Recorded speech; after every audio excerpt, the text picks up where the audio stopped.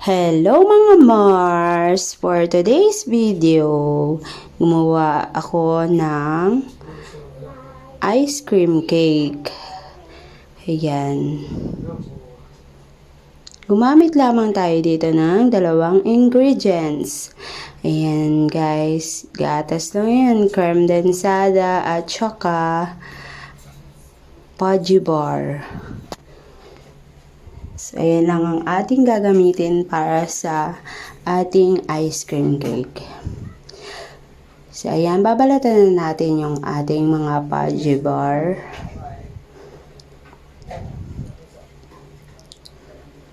Gumamit tayo dito ng 9 na piraso ng Pudgy bar. Kasi yung isa ay nakain na ni Bebe. Ayan, lagay na natin yung ating creme densada sa lagayan, sa bowl. Make sure lang na yung creme densada ay chilled para mag-double siya.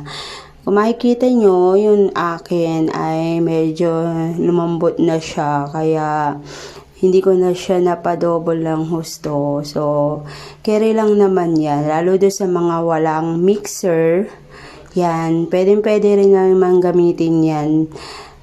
Kahit ano lang, wire whisk or sandok lang. So, ayan. Mix lang natin siya. Ibit lang natin siya ng saglit.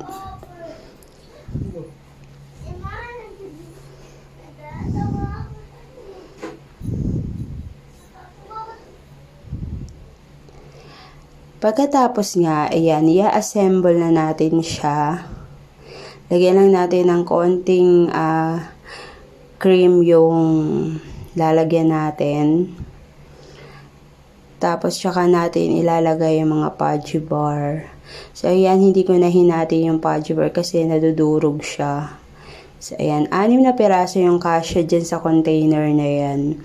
Tapos, ibuhos lang natin yung cream. Yan, flatten lang natin siya. Tapos, nilagay ko yung ibang Pudgy bar dun sa may cream. So, ayan, ibuhos na ulit natin siya.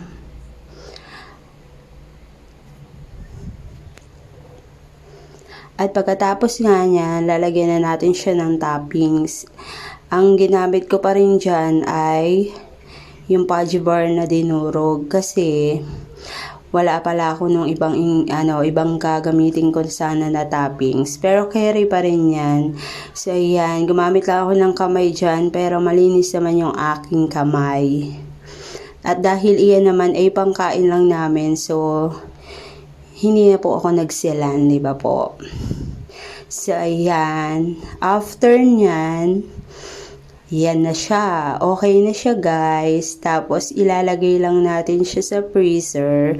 Kahit yan mga 2 hours, matigas na yan. Kung sa freezer natin siya ilalagay, ready na yan. Ay guys, sigurado yan. Magugustuhan niya ng mga anak nyo or kahit kayo magugustuhan nyo yan. Kaya subukan nyo nang gumawa nito. Napakadali lang. 2 ingredients lang yan. At makakatikim ka na ng ice cream cake. Yan. Para ka nang kumain ng ice cream tapos cake. Ice cream cake nga. So, yan. Enjoy! Salamat sa panonood!